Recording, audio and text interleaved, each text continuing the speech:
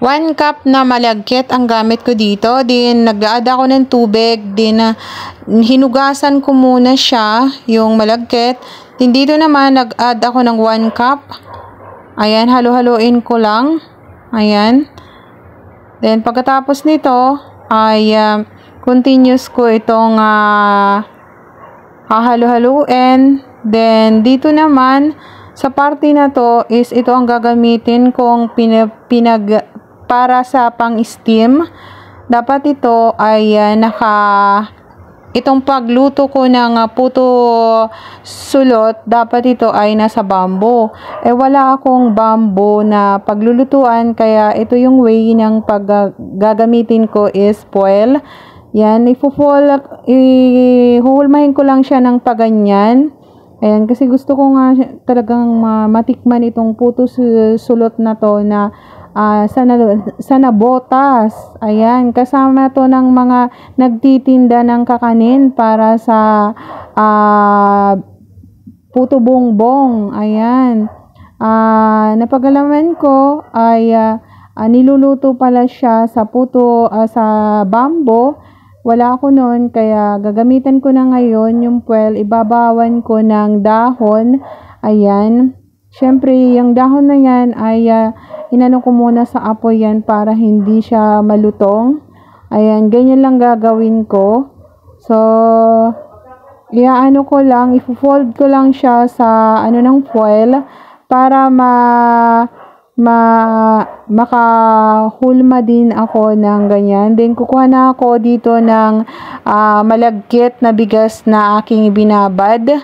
Saglit ko lang yan binabad. Then ilalagay ko na siya dyan para mapantay na. Papantayin ko lang yan. Yung malagkit na bigas na aking binabad. Ayan, ilang minutes lang yan ang binabad ko. Siguro mga 5 minutes lang, binasa-basa. Then ngayon, i-steam ko to ng 40 minutes. Ayan. Ayusin ko lang yung magkabila, dulo. Dapat ito is pabilog. Madali naman gawa ng paraan yan. Pag naluto na, pwede mo namang pabilugin. Kasi yun na nakita ko talaga. Yung way ng pagluto is ng puto sulot na to is pabilog ganyan. Dito naman, gumamit na ako ng dahon ng saging.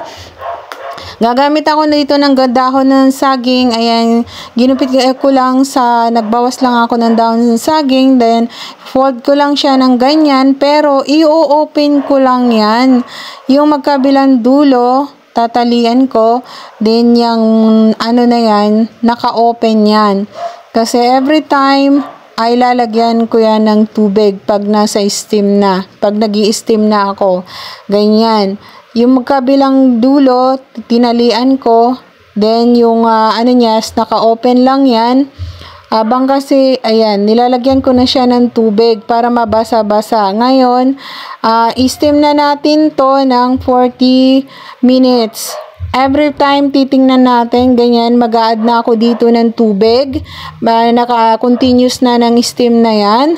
Ayan. Pero ko dito, kapag ganito na open lang yung takip, ibig sabihin, magkakaroon siya ng moist yung takip, pwede na siyang hindi mo lagyan ng tubig. First time ko kasi itong ginawa or niluto na puto sulot na to, kaya ako kung ano ang lasa niya. So, ngayon, atin ngayon lulutuin in my own. Kaya malalaman natin yung lasa niya kung guys.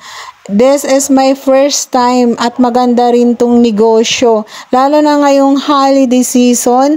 Magugustuhan to ng pamilya nyo dahil hindi siya matamis. Ayan, hindi siya matamis. Hindi tayo naglagay ng matamis, ng sugar. Steam siya at malagkit. Natural ang pagluto. Ayan. Palagi ko yan nilalagyan ng tubig. This is my first time na niluto. Then, luto na guys. Set aside na natin. Ayan. Ngayon, nailagay ko na dito sa isang lagayan. At ready na natin lagyan ng toppings dito. Nilagyan ko dito ng toppings ng niyog. Pero itong niyog na to, in-steam ko muna to para hindi mapanis pag hindi naubos itong araw na to. Pwede mong kinabukasan initin ito, then pwede mo rin ibenta or maging merienda nyo kasama ng pamilya nyo. Magugustuhan nyo to guys at maganda siyang business at lalo na ngayong holiday bear month na. Maganda rin ang kita dito guys. Yun nga lang, syempre, pag ganito, counting tiyaga lang tayo. Then, ito na, nilagyan ko na ng toppings na cheese sa ibabaw. Maraming cheese para happy. Ayan, kung sino yung cheese lover dyan. Lagyan lang natin ng, yung gamit ko dito is ordinaryong cheese na gamit ko sa bahay. Yan ang available sa akin.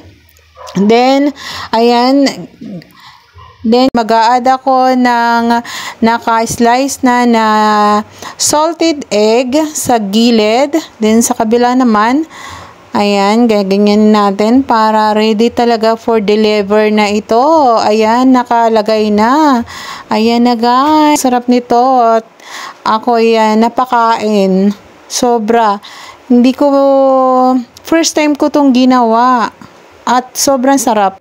First time kong luto, sobra magugustuhan nyo at magugustuhan ng iyong pamilya guys. Try nyo to.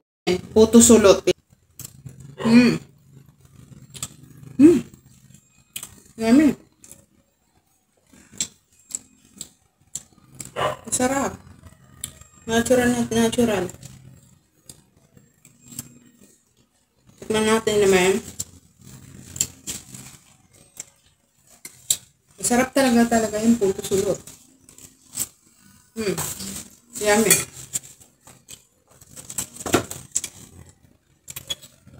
So delicious. Yummy. Sulot is the best. Naku, naparami ako sa puto sulot Ang sarap, guys. Ang puto sulot yung na-research ko. Kaya, sinundan ko lang kahit wala akong bamboo. Kasi usually ang puto sulot at saka yung puto bongbong is niluluto siya sa bamboo. Yung puto sulot, niluluto din siya sa bamboo. Eh syempre ako, gusto ko kumain. Kaya, niremedyohan ko, nagawa ko ng paraan. Yummy. Yummy na. The best.